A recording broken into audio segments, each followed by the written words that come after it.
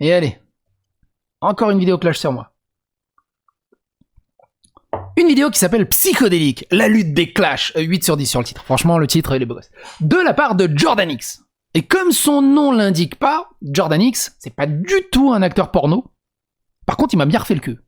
Avec beaucoup d'amour. Donc on va se préparer. Et on va lui apporter une réponse à la hauteur de Jordan X. Vous êtes prêts?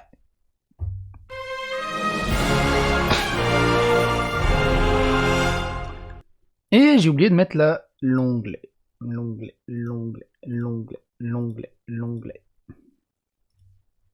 Voilà. Donc Jordan X, une chaîne de 20 000 abonnés, mine de rien, c'est pas mal. J'étais surpris en fait par la vidéo. On va redevenir sérieux 2 minutes. J'étais surpris par l'angle de la vidéo. Je me dis, qu'est-ce que c'est que ce truc encore? Et en fait, elle est vachement bien. Ce qui est cool, elle fait 10 minutes pile. Au moins, elle a la double monétisation. On reviendra là-dessus. Mais je pense que c'est plus totalement un jeu du hasard. La vidéo est cool parce qu'il apporte des arguments. Point. C'est tout en fait. C'est ça le truc. C'est qu'il apporte des bons arguments. Il ne joue pas sur la morale, il ne joue pas sur son avis ou son opinion, il le donne, mais en prenant du recul, mais surtout quand il donne un argument, c'est carré, c'est recevable et je l'entends. Là où les autres pissent dans un violon et essayent d'écrire leur nom de famille dans la neige, mais il n'y a pas assez de vessie pour ça. Il soulève 2-3 questions qui sont assez pertinentes et assez intéressantes qu'on va voir ensemble. Alors évidemment, comme d'habitude, on va regarder des extraits de sa vidéo. Je vous invite furieusement à regarder l'intégralité de sa vidéo pour juger du son de cloche intégral du message qu'il veut faire passer. Et évidemment, découvrir sa chaîne et ainsi de suite. Il commence dès le début par quelque chose de très intéressant à la 15e seconde. Ici, dessus. Allez, c'est qui a un rythme de publication absolument incroyable. Je produis entre 40 et 50 vidéos par mois. Ses sujets de prédilection, l'extrême gauche, les SJW, et tout ça. Et les dramas qui peuvent survenir sur Twitter et même Twitch. Un petit drama a éclaté sur internet. Un mini dramounet a éclaté. Il était tout mignon. Tout plein. En gros, il passe son temps à racler les fonds de poubelle de l'information triviale pour leur donner une portée qu'elles n'ont pas dans le monde réel. Je vais pas trop m'attarder sur le côté moralisateur du truc. Est-ce que c'est bien, est-ce que c'est mal, tout ça.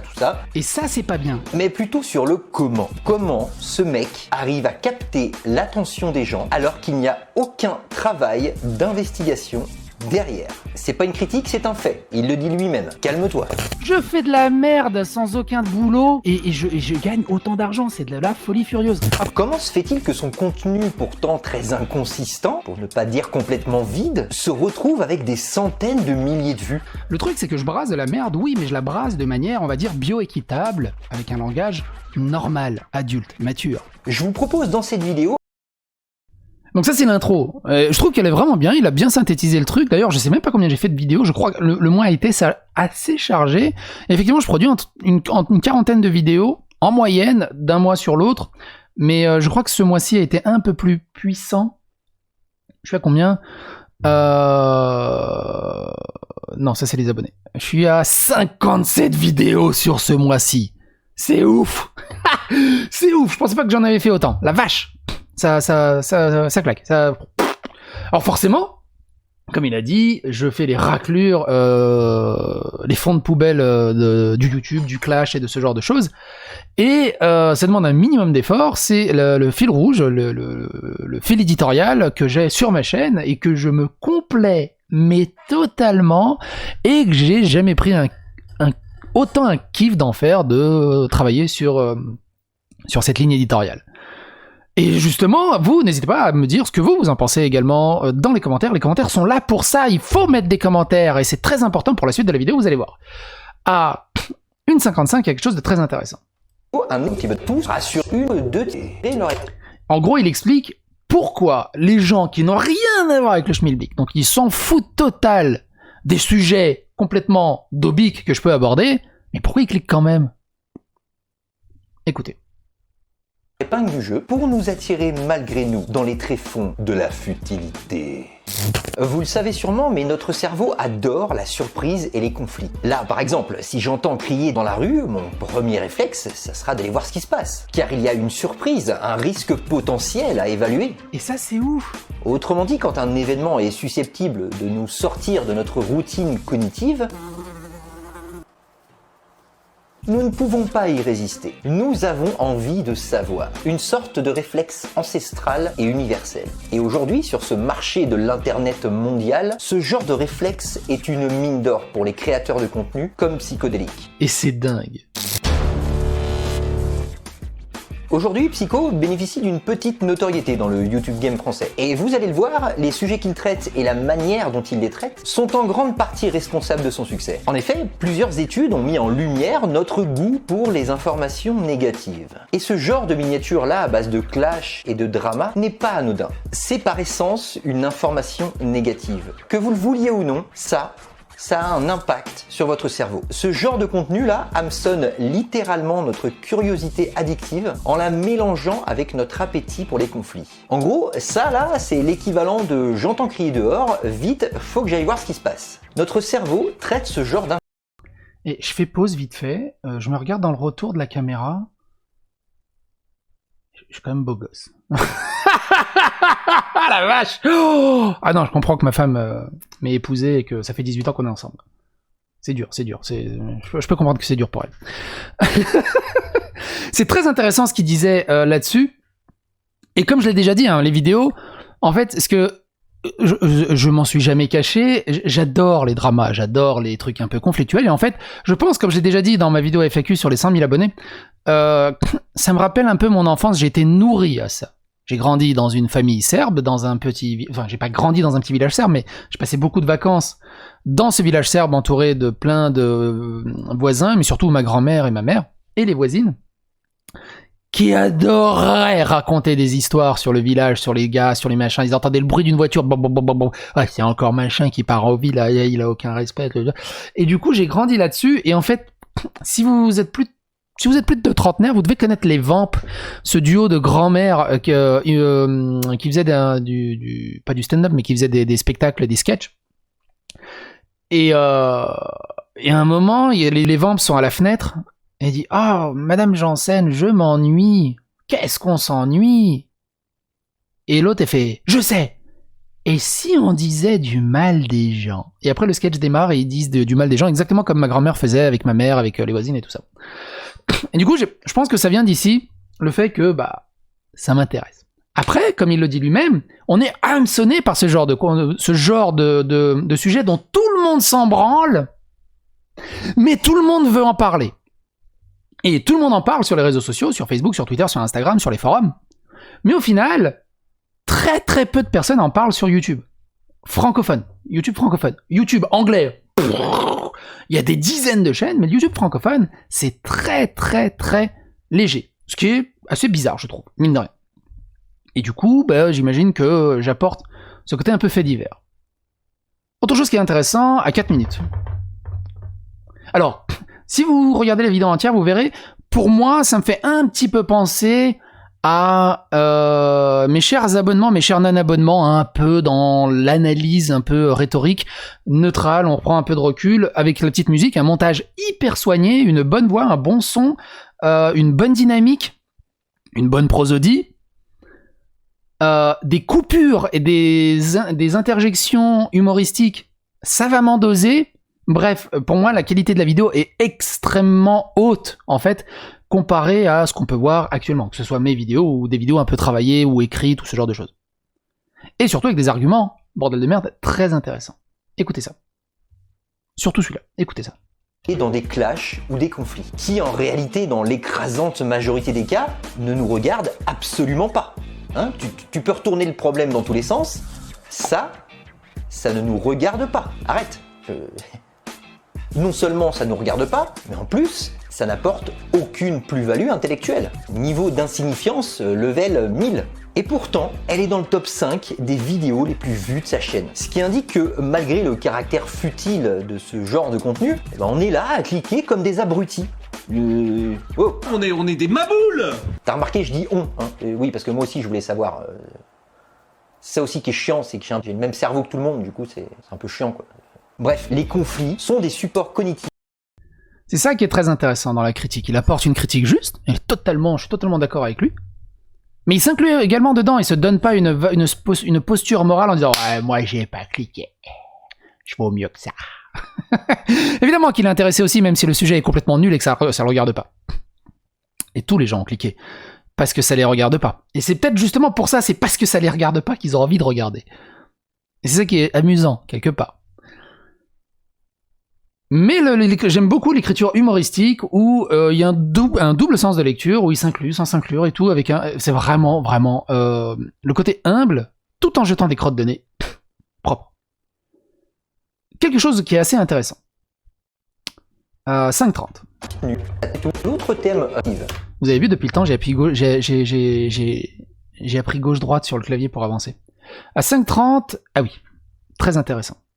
Ciblé envers une idéologie bien précise, l'extrême gauche. L'extrême gauche et tous les mouvements progressistes qui gravitent autour de cette idéologie. Je trouve ça très intéressant. D'ailleurs, d'après une étude qui a été corroborée par d'autres depuis, la colère et l'indignation se propagent plus vite sur les réseaux que n'importe quelle autre émotion. Ce qui explique encore une fois la viralité de ce genre de contenu. Le problème avec cette indignation sélective, c'est que ceux qui sont abonnés à sa chaîne et qui désapprouvent au moins en partie ce genre de mouvement là seront littéralement noyés sous un flot quasi quotidien de vidéos qui invitent à la consternation envers ce genre d'idéologie. Ce matrixage est dingue. La problématique... Et là j'ai fait ouais, bravo, magistral. Crotte de nez magnifique, montage superbe, extrait bien choisi dans le thème de par rapport au message qu'il voulait faire passer, et c'est moi-même qui apporte l'argument où je me contre Uno. C'est parfait. C'est juste parfait. Et Jordanix là-dessus, je te paye une bière quand tu veux. Ça, c'est un bon montage. Ça, c'est une bonne écriture. Et ça, c'est un bon argument. Propre. La suite. Ici, c'est pas forcément psychodélique. Non, non, non. Enfin, un peu quand même. Mais c'est aussi et surtout ton cerveau, mon petit bonhomme. Car plus une personne, un public, est soumis au même raisonnement, plus il aura l'impression qu'ils sont vrais et pertinents. C'est pas moi qui le dis, c'est la recherche en psychologie cognitive. Calme-toi, source en description. Alors, est-ce que c'est à vous, utilisateurs, de diversifier vous-même vos sources d'informations? Ou alors, est-ce que c'est à psychodélique de réduire le nombre de vidéos sur l'extrême gauche? Ou peut-être un peu des deux? La question reste ouverte. Je veux pas d'histoire. Et c'est très intéressant. Alors, on va pas remettre des extraits parce que la vidéo va être déjà, elle est déjà à peu près longue comme ça. On avait fait une vidéo, souvenez-vous, sur le drama du bouseux. Sur le drama du bouseux, dans une des dernières vidéos, je vous invite à aller sur la playlist du coup du bouseux si ça vous intéresse. Sur une des dernières vidéos, il y avait un truc très intéressant. En gros, pour paraphraser, il explique que j'attaque très souvent la gauche. Est-ce que je devrais diminuer mes attaques sur la gauche, sur l'extrême gauche, là-bas, là, qui est là-bas, tu sais, CSW, Hyperwalk et ce genre de choses. Et il explique en même temps que pourquoi son propre camp ne pourrait pas attaquer ce genre de truc. Et en fait, c'est là où ça me revient sur le truc, c'est qu'il n'y a pas d'injonction à ça. Et là où ça me fait penser au Bouzeux, c'est que Bouzeux, à un moment, dans un live, disait... J'ai arrêté de taper sur la gauche, j'ai arrêté de taper sur les féministes, parce que... Et l'argument qu'il avait apporté était vraiment pas folichon. C'est-à-dire qu'il s'interdisait à critiquer la gauche, parce que, c'est ça qu'il disait, ça me revient, parce que les gens à droite rigolent, vu qu'ils se battent entre eux. Alors, du coup, ça reste mon opinion. Écoutez bien là où je veux en venir. Pour moi, je trouve ça plus pertinent d'un mec qui attaque son propre camp, sur des valeurs, sur les morales, que plutôt qu'il ferme sa gueule parce qu'il a peur que l'autre d'en face se foute de sa gueule.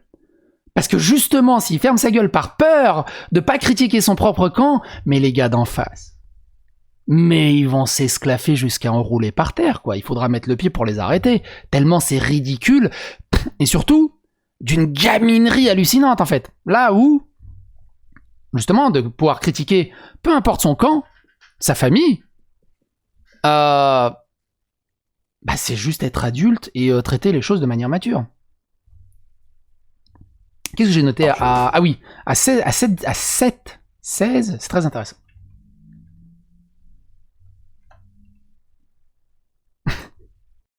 Dieu. Mais oui, car oui, encore une triste réalité, mais quand nous sommes indignés, on a envie de le faire savoir. Et que le monde entier sache que nous sommes moralement supérieurs. Oui, monsieur, que moi, je vaux mieux que ces SJW aux cheveux multicolores. Oui, monsieur, parfaitement. Encore une fois, calme-toi, hein, c'est pas moi qui le dis. Hein. Ce sont de récentes études qui ont montré qu'en moyenne, nous avons le sentiment d'être moralement supérieurs aux autres. Et ça, c'est pas bien. Sauf moi, hein, moi je suis au-dessus de tout ça.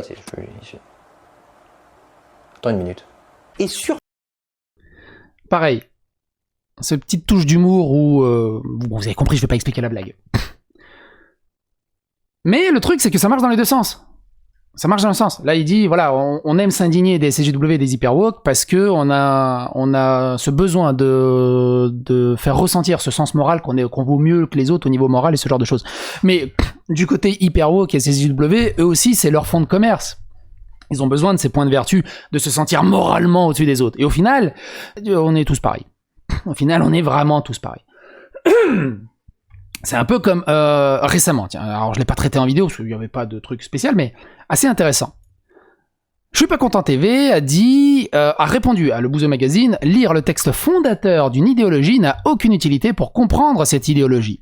Mention spéciale pour la comparaison Vatican en voile, ce mec est aisément le plus bas cuit de tout YouTube, c'est incroyable, le voile est dans le Coran. Et en fait il répondait à Bouzeux Magazine qui disait: lire le Coran, la Bible et n'importe quel texte fondateur idéologique n'a aucun intérêt pour comprendre la réalité, hein, politique de telle ou telle idéologie, hein, religieuse ou non, n'est-ce pas? Je l'imite très très mal, hein, faut que je le travaille.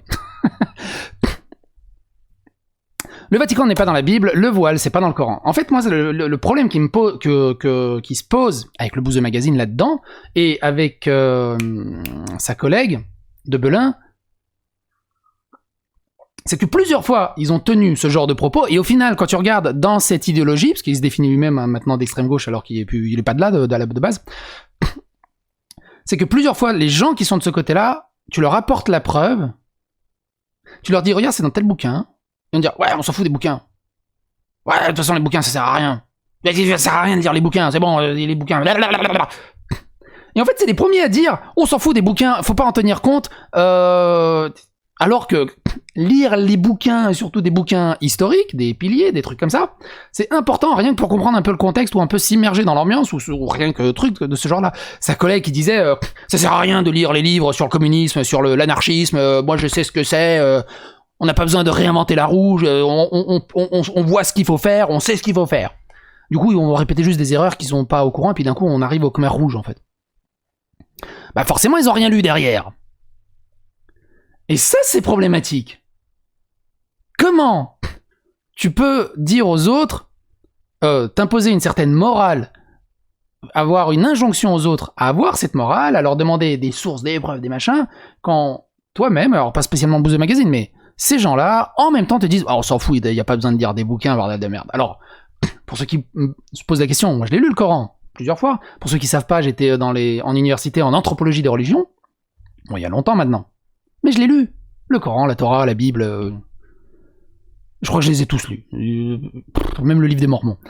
Alors du coup, si t'es zététicien, tu vas dire, oh là là, il a fait usage de son... merde, c'est quoi, de biais de confirmation? Non, biais de... Oh, je sais pas, je suis nul en zététique. Biais de la bouse blanche? Je sais plus, bref, on s'en fout. Et juste après, en fait, il a rajouté quelque chose, le Bouzeux Magazine, qui est très intéressant. Se dire... je vais lire leurs bouquins pour les comprendre ou voir s'ils se plantent pour juger. Revient à dire, à partir du principe que ceux qui utilisent l'autorité d'un texte en ont quelque chose à foutre d'être cohérent ou juste quand leur intérêt c'est d'imposer une autorité. Et le problème malheureusement c'est que je suis totalement d'accord avec le Bouzeux. Et on le voit au travers de Bouzeux, au travers de MJ, au travers de plein d'autres personnes. Ils s'en foutent des preuves, ils s'en foutent des livres, des textes qui existent. Ils s'en foutent que l'argument soit cohérent ou juste.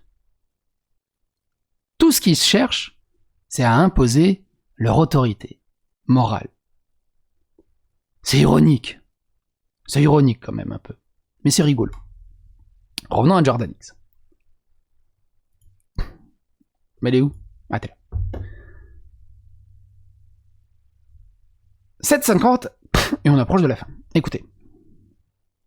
Surtout, nous désirons plus que tout que les autres le sachent. Et ça tombe bien parce que l'espace commentaire est là pour ça. Et il le sait très bien, ce petit coquinou. N'hésitez pas à donner votre avis, votre opinion dans les commentaires. N'hésitez pas à phagocyter l'algorithme de YouTube. C'est ça le truc. Plus une vidéo est commentée, plus ça va augmenter son référencement. C'est ça le truc. Donc, sa viralité, même si le contenu de celle-ci est littéralement vide. Je vous invite à lire la suite, à donner votre avis dans les commentaires. N'hésitez pas, n'hésitez pas à donner votre avis. Je ne sais pas ce que vous en pensez, les commentaires sont là. N'hésitez pas à dire votre avis, votre opinion, à donner votre avis, votre opinion dans les commentaires. N'hésitez pas à donner votre avis, vos opinions. Bref, vous... J'ai une voix sexy quand même, je sais pas ce que vous en pensez. N'hésitez pas à le dire dans les commentaires. Un petit point sur les commentaires et un petit point sur comment mieux référencer votre vidéo. Tuto. Quand on upload une vidéo, il y a... Alors, il y a un truc que je vous invite à installer, c'est TubeBuddies, qui est très bien. Et quand vous uploadez une vidéo, il vous donne des best practices, les meilleures choses pour aider à peu près à mieux référencer votre vidéo. Et dans ces best practices, il y a ajouter une playlist, bon on s'en doutait, ajouter des tags sous ton titre, donc ça c'est ce qui correspond là, Absatou, Zemmour, conseiller royal, blablabla. Ajouter des tags dans la vidéo, évidemment. Souvent, les meilleurs tags les mieux référencés, du coup, tu les mets plus en avant. Ce qui est assez intéressant, quand tu installes TubeBuddies, il te remonte les tags qui ont fonctionné. On voit que Psychodélique a été recherché, Dali Bourdin a été recherché, Émirats Arabes Unis a été beaucoup plus recherché, Conseiller royal a été recherché. Bolloré C8, Cyril Hanouna n'a pas été recherché spécialement par rapport aux autres. Ce qui est très intéressant. Ça te permet de diriger à peu près, si tu veux, refaire tes tags et ce genre de choses. Ou en enlever certains. Quand il y a trop de tags, c'est pas bien non plus. Faut trouver le juste milieu dans le bordel. Répondre à des commentaires, ça favorise l'implication. Ajouter des sous-titres, mais on s'en fout. Ajouter un tableau de fin d'écran, mais franchement, quand tu regardes les stats des fins d'écran, c'est pas terrible. Ajouter des informations. Est-ce que vous cliquez sur les informations? Dites-le dans les commentaires. Avoir un like sur Facebook, on s'en fout. Que le titre fasse entre 20 et 70 caractères. Alors souvent, j'ai du mal à être en dessous de 70 caractères, parce que j'aime bien expliquer un peu le sujet dans le titre. Et liker des commentaires. Si vous voyez des youtubeurs qui like des commentaires, il y en a beaucoup, hein, c'est parce qu'ils vous kiffent ou ça vous a fait marrer, il y en a beaucoup, c'est juste machinalement. Machinalement. Et un autre, qui est pas là-dedans d'ailleurs, c'est vachement bizarre, pourquoi ils l'ont enlevé? Un truc extrêmement important, pour faciliter l'engagement de la communauté, pour ceux qui suivent mes vidéos, c'est d'épingler un commentaire. Alors soit vous épinglez un commentaire qui vous a fait marrer et mais qui est une sorte de question ouverte, soit vous épinglez vous-même un commentaire. Mais il faut essayer de faire en sorte que le commentaire soit pertinent et engage la communauté à répondre, ou les gens qui sont de passage. Par exemple, sur la vidéo de Absatou, s'il devient conseiller royal des Émirats Arabes Unis, à un moment dans la vidéo, je parle de ce site. Mon prénom, pour changer son prénom, mais ce site Mon Prénom, j'avais pas spécialement utilité d'en parler dans le sujet en lui-même. Il n'y avait pas vraiment de relation. Mais par contre, d'en avoir parlé, ça m'a permis de faire une ou deux blagues sur Absatou, sur mes noms de famille, de relier ça à Zemmour, mais surtout, ça m'a permis d'ouvrir, de créer un commentaire épinglé, et vous avez eu quoi comme prénom? On regarde, il y a 89 commentaires en dessous. Et ça phagocyte l'algorithme de YouTube, ça aide au référencement. Donc il y a quelques petits trucs comme ça qui peuvent vous aider à mieux référencer votre vidéo. Et il faut les utiliser au maximum, clairement. N'hésitez pas. Pour revenir à Jordan X, on va terminer, d'ailleurs. Elle est où? T'es là, merci. Pour revenir à Jordan X, 9,25.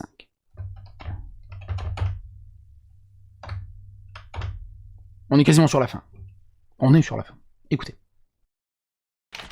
Une sorte de gigantesque chambre d'écho où, vidéo après vidéo, les spectateurs entendront à peu près les mêmes arguments, allant tous plus ou moins dans le même sens. Psychodélique, c'est en quelque sorte la rubrique faits divers de YouTube. C'est rigolo, ça passe le temps, mais vaut mieux pas s'y attarder très longtemps, au risque de voir notre perception de la réalité plus biaisée qu'elle ne l'est déjà. Et ça, c'est très intéressant et surtout très important. Il y en a beaucoup qui kiffent mes vidéos, qui les consomment un peu comme des petits bonbons. Il y en a qui la regardent sous les douches. Faites-en les conclusions que vous voulez.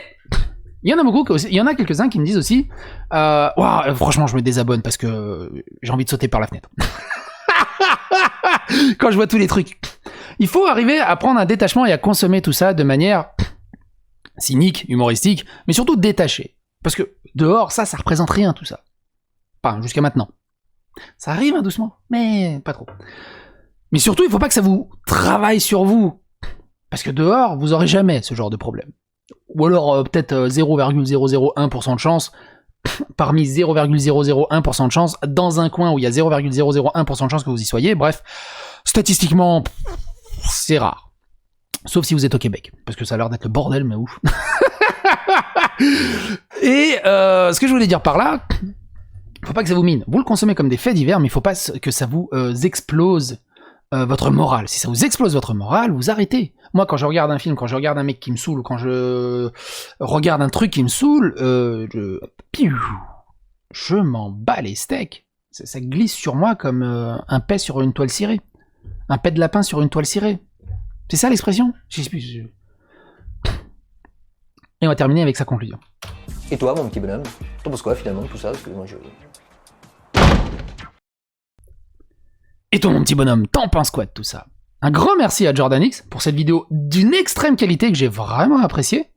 N'hésitez pas à aller le découvrir, hein, le lien est toujours dans la description, comme vous le savez, tout est sourcé, tout est toujours sourcé, tous les liens, tous les articles et tout le bazar. D'ailleurs, ça c'est un truc qui me fait marrer. Ouais, tu dis qu'il fait que des fake news et tout, sans source. T'as toutes les sources de tous les articles qui sont dans toutes les vidéos. Même quand c'est des fake news, t'as la source de la fake news dans les sous-titres de la vidéo, dans les descriptions de la vidéo. Donc c'est rigolo. C'est aussi la preuve que beaucoup s'arrêtent au titre putaclic, à la miniature putaclic, et ils écoutent absolument pas ce qu'il y a à l'intérieur. Mais ça, c'est encore un autre débat. Encore une fois, grand merci à toi, Jordanix. N'hésitez pas à lui rendre visite, lui faire des poutous, de la bière, des câlins, ce que vous voulez. Enfin, s'il est consentant, évidemment. Et likez, commentez, phagocytez l'algorithme de YouTube, donnez votre avis, votre opinion, de manière mature et adultère, et on se retrouve pour de prochaines aventures. Bye.